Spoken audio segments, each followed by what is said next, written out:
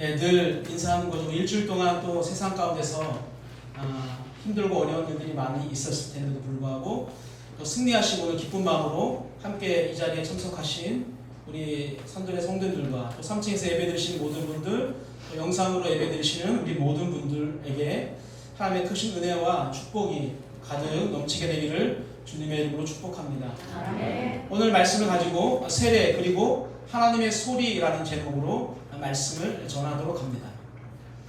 처음에 신학교에 가서 교수님 앞에서 설교를 하는 것 같은 그런 느낌이 드는 건 왜 그런지 모르겠습니다. 우리 교수님 평가하지 마시고 그냥 들어오시면 감사할 것 같습니다.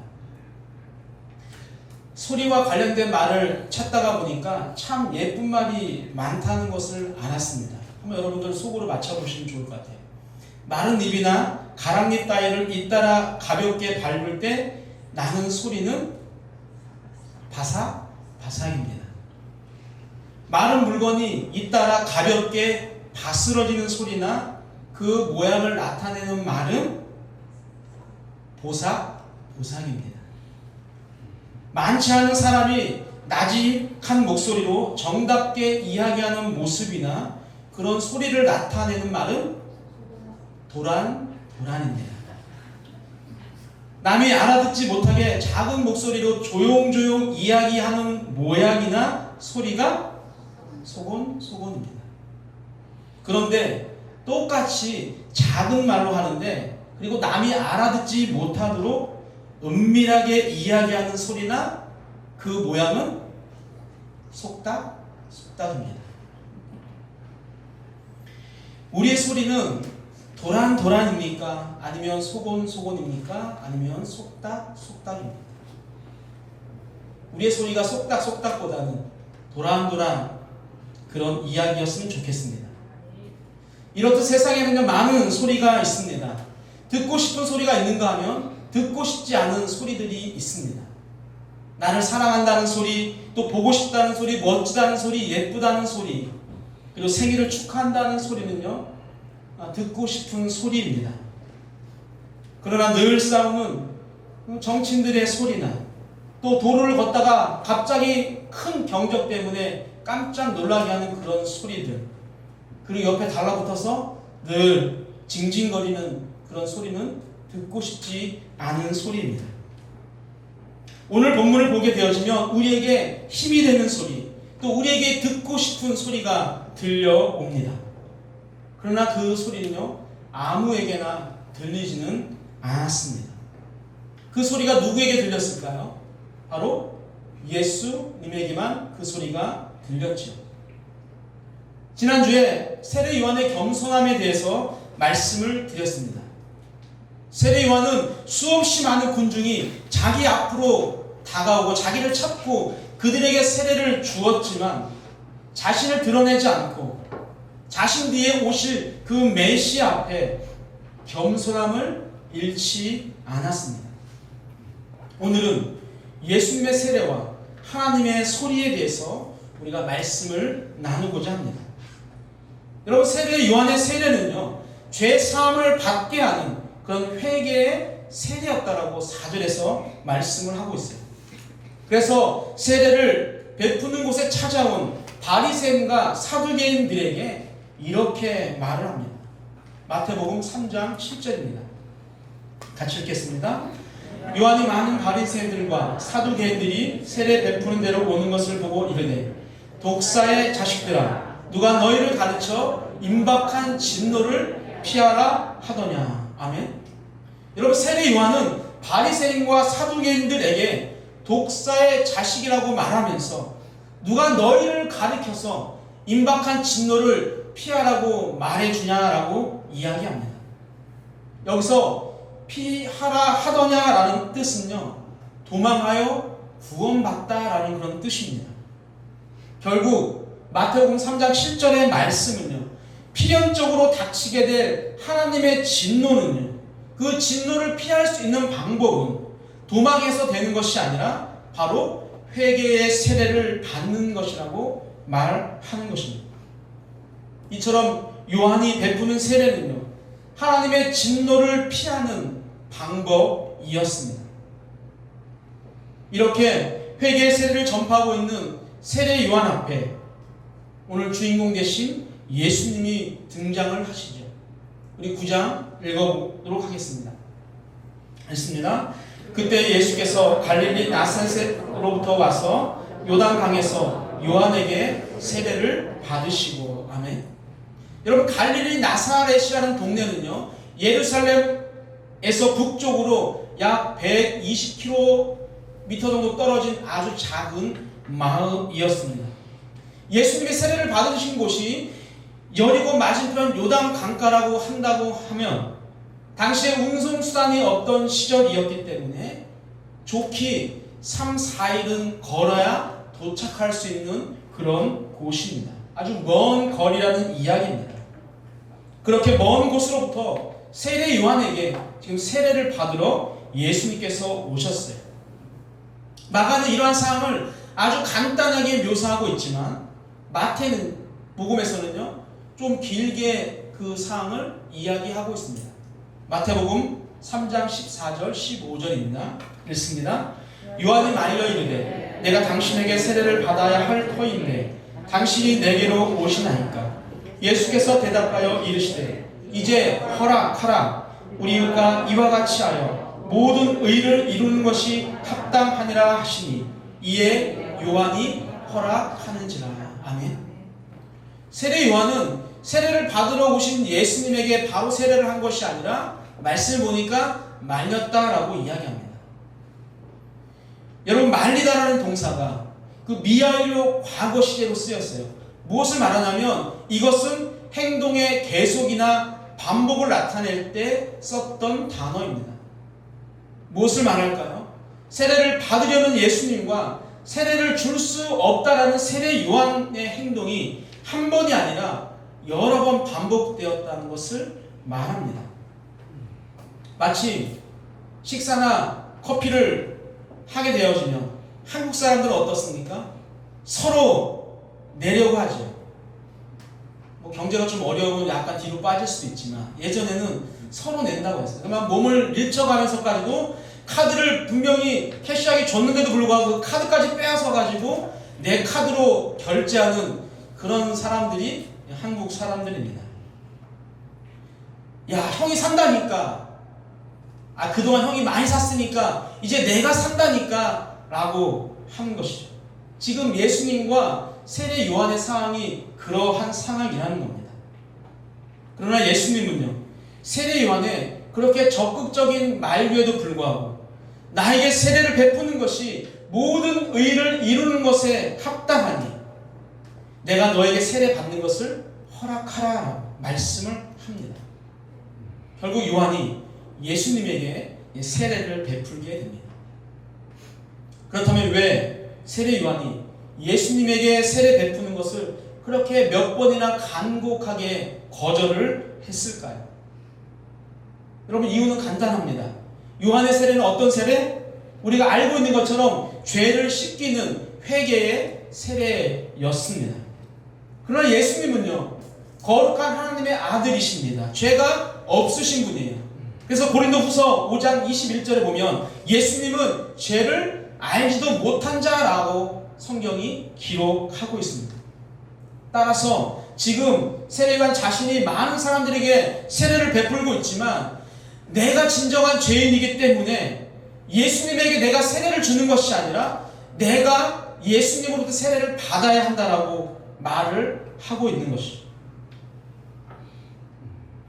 그렇다면 왜 우리 예수님께서는, 죄 없으신 예수님께서는 세례를 받아야 했을까요? 우리가 알고 있는 것처럼 조금 후에 하늘이 쫙 열리면서 하늘의 소리가 들리는 것을 우리 예수님 미리 아시고, 야, 나 이런 사람이야 라고 자신을 드러내기 위해서였을까요? 예수님의 세례는요, 누구에게 보여주기 위한 것은 분명히 아니겠지. 예수님이 세례를 받으신 이유는 바로 하나님의 의를 이루는 길이기 때문입니다. 하나님의 의는요, 바로 하나님의 구원 사역을 이루는 것입니다. 그 구원 사역을 이루기 위해서 고난의 종으로서의 삶을 시작하는 첫 출발이, 첫 발걸음이 바로 세례입니다. 따라서 예수님의 세례의 핵심은요, 택한 백성을 모두 구원하고자 하시는 그 하나님의 뜻에 순종해서 기꺼이 죄인과 같이 낮아지는 것이라고 할 수가 있습니다. 이것이 바로 자신을 완전히 포기하고 끝까지 낮아지는 예수님의 겸손한 모습입니다. 여러분, 하나님의 뜻을 이루기 위해서 예수님이 겸손을 보여주셨던 것처럼 우리도 하나님의 뜻을 이루기 위해 겸손이 필요합니다. 맡겨진 것이 무엇이든지 그것이 하나님의 뜻을 이루는 것이라고 한다면 낮고 힘들고 천한 자리라 할지라도 기쁘게 감당하게 되기를 주님의 이름으로 축복합니다. 자신의 주의를 포기하고 겸손의 마음으로 받으셨던 그 예수님의 세례가 우리에게 미치는 선한 영향력이 있는데요, 그것은 막혀있던 하나님과 우리와의 관계를 회복시키는 것이었습니다. 우리 10절을 같이 읽겠습니다. 읽습니다. 곧 올라올새 하늘이 갈라짐과 성령이 비둘기같이 자기에게 내려오심을 보시더니. 아멘. 하늘에서, 아니 예수님께서 세례를 받으시고 물에서 올라오실 때 신비한 현상이 나타납니다. 그것이 바로 하늘이 갈라지고 성령이 비둘기같이 자기에게 임하는 것을 예수님이 보는 거예요. 3인칭이, 그래서 예수님이 그걸 직접 보는 거예요. 누가복음에서는 비둘기 같은 형체로 내려왔다라고 또한 말하고 있습니다.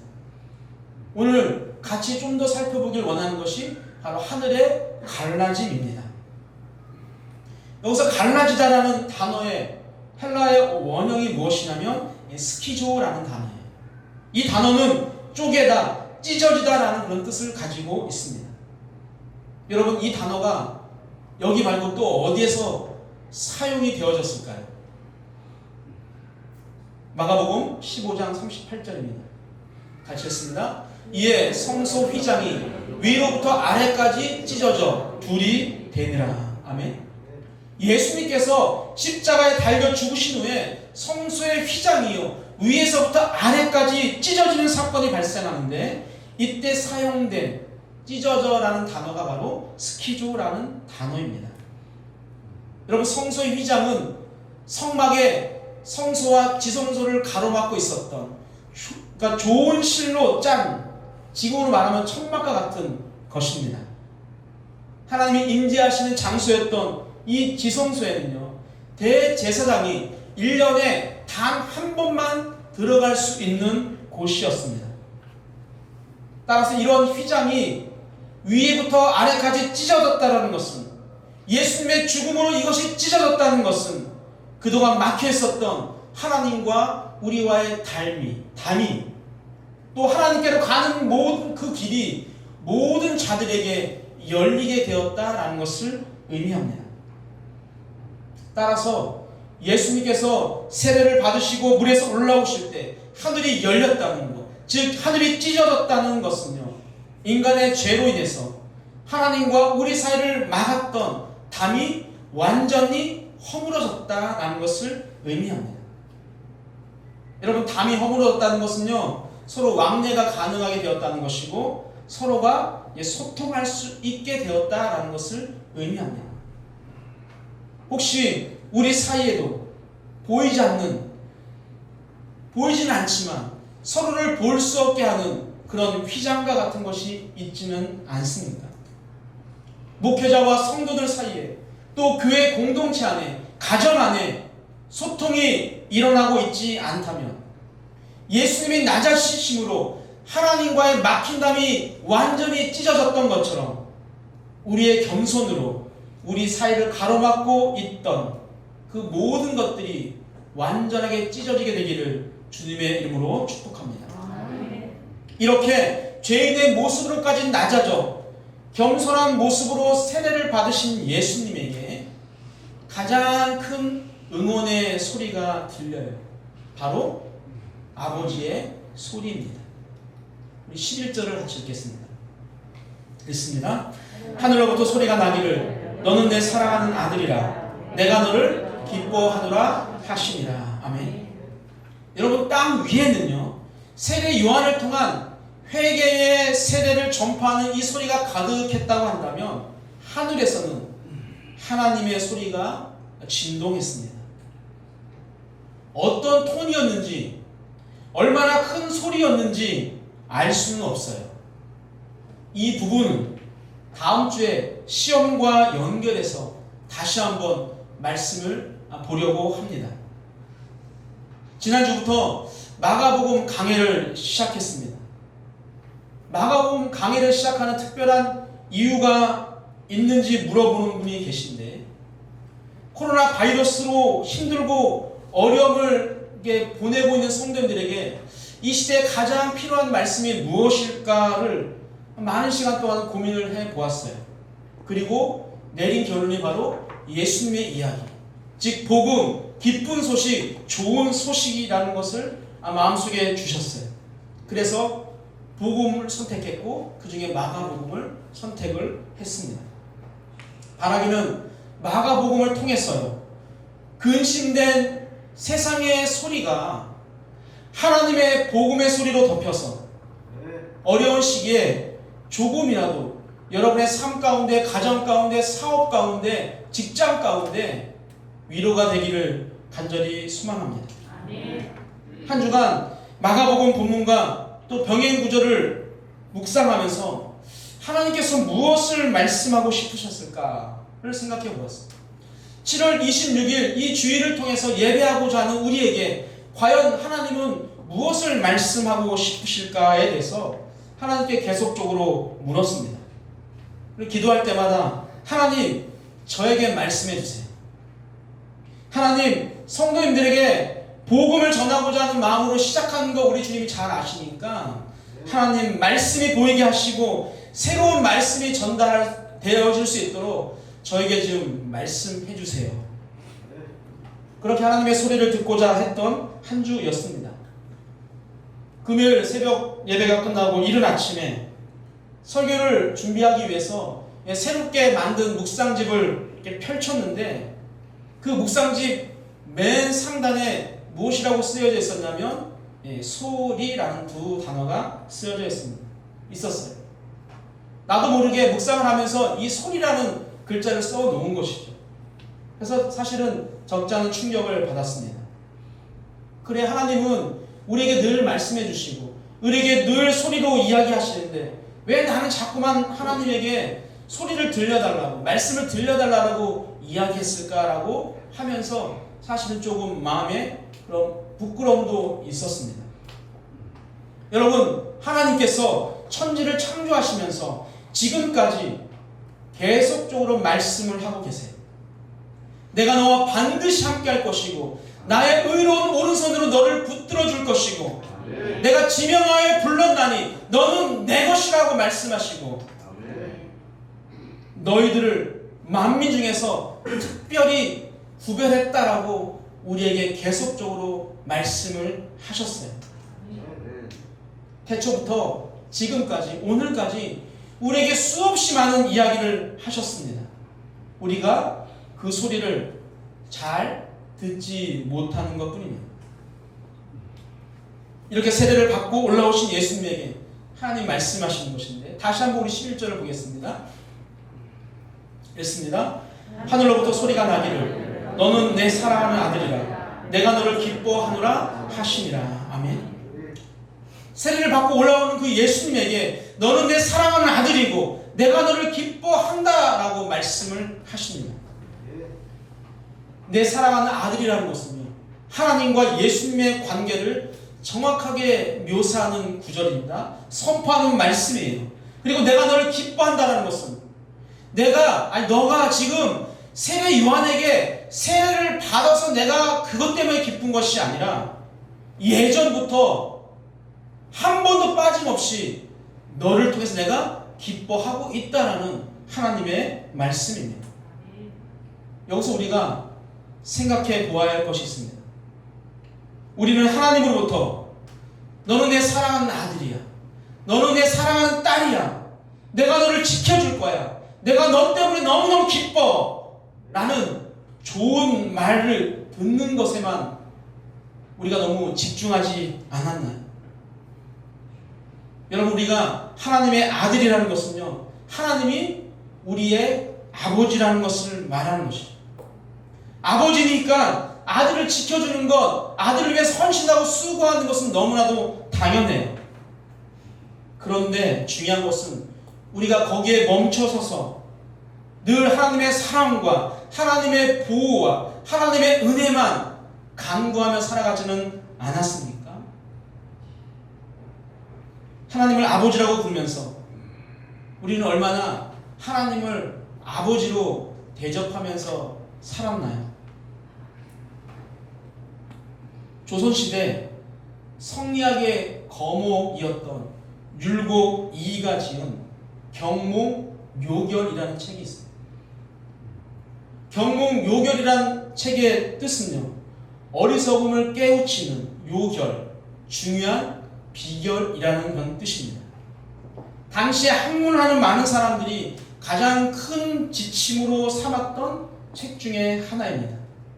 총 10장으로 구성되어 있는데 그 중에 5번째 장에 어버이를 섬기다라는 뜻의 사친장이라는 그런 챕터가 있어요. 거기에 이런 말이 나와요. 조금 길지만 한번 들으면서 내가 과연 부모님을 생각하는 마음이 율곡이 말하는 것과 얼마나 괴리감이 있는지 한번 느껴봤으면 좋겠습니다.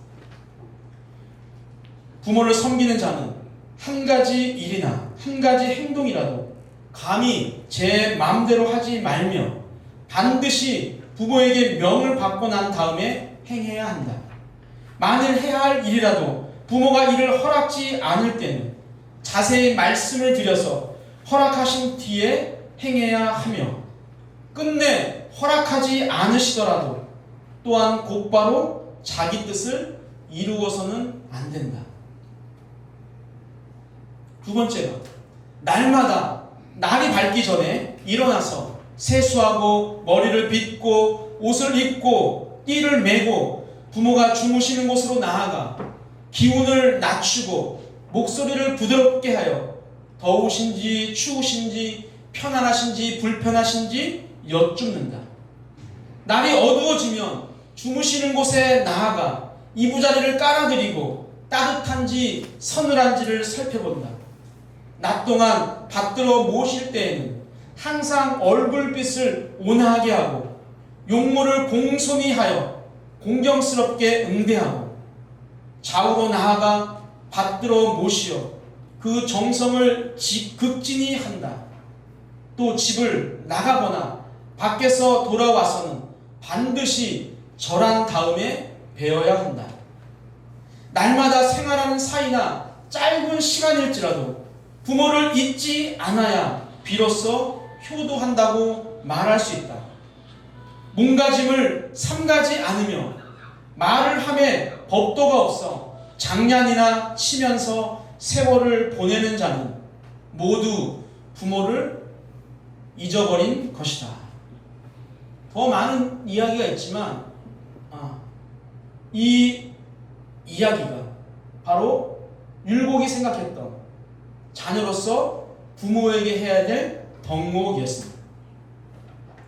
목사님, 너무 오래된 이야기잖아요 라고 말씀하실 수 있지만, 이 책이 1577년도에 쓰여졌는데 그때 살았던 아들이나 지금을 살아가는 아들들의 역할이 다를 수 없기 때문에 다시 한번 아들인 우리의 모습을, 자녀인 우리의 모습을 돌아보아야 합니다. 특히 영적인 아버지인 하나님께 우리의 행동은 어떠했는지 잠시 우리가 되짚어 보아야 할 것 같아요. 아침 저녁으로 무난한 인사를 하면서 추운지 더운지 불편하신지 편하신지 물었던 것처럼 우리도 하나님께 나만 잘 되게 해주세요, 나를 붙들어 주세요 라고 나만 이야기하는 것이 아니라, 하나님 오늘은 좀 어떠십니까? 하나님, 제가 오늘 이러한 저러한 일들을 하려고 하는데 하나님이 보시기엔 어떠신가요? 라고 우리의 소리를 하나님께 말하는 자가 되어야 합니다. 만약 율곡이가 말한 대로 부모님을 섬기는, 그렇게 섬기는 자녀가 이 시대에 있다고 한다면 대통령 표창을 받아도 충분할 거라고 생각하고, 또 그 부모님은 가지고 있는 것, 그 모든 것을 다 그 자녀에게 쏟아붓지 않을까요? 저는 우리 하나님도 마찬가지라고 생각합니다. 우리를 지명하여 부르신 이후에 단 한 번도 우리를 실망시키지 않으시고 늘 우리에게 은혜의 담비를 부어주신 분이 우리가 아버지라고 부르는 바로 하늘 아버지입니다. 사랑하는 산tur교회 성도 여러분, 예수님을 향해서 너는 나의 사랑하는 아들이다, 내가 너를 기뻐하노라라고 하셨던 말씀은요, 그날 한 번만으로 그친 것이 아니라 지금 우리를 보면서도 여전히 그렇게 말씀하고 있다는 것이죠. 우리 PPT를 한번 볼까요? 땡땡땡이 나오죠. 이 땡땡땡에 여러분의 이름을 한번 넣어서 우리 한번 조용하게 한번 읽어보았으면 좋겠습니다. 뭐 자기의 성을 넣어서 해도 좋고 이름만 해도 좋아요. 한번 같이 읽어보겠습니다. 치환이는 내가 사랑하는 아들이야. 내가 치환이 때문에 너무 기쁘다. 한번 다시 해볼까요? 치환이는 내가 사랑하는 아들이야. 내가 치환이 때문에 너무 기쁘단다. 우리 영상으로 보시는 분 잘 보이나 모르겠지만 잘 보였으면 좋겠네요.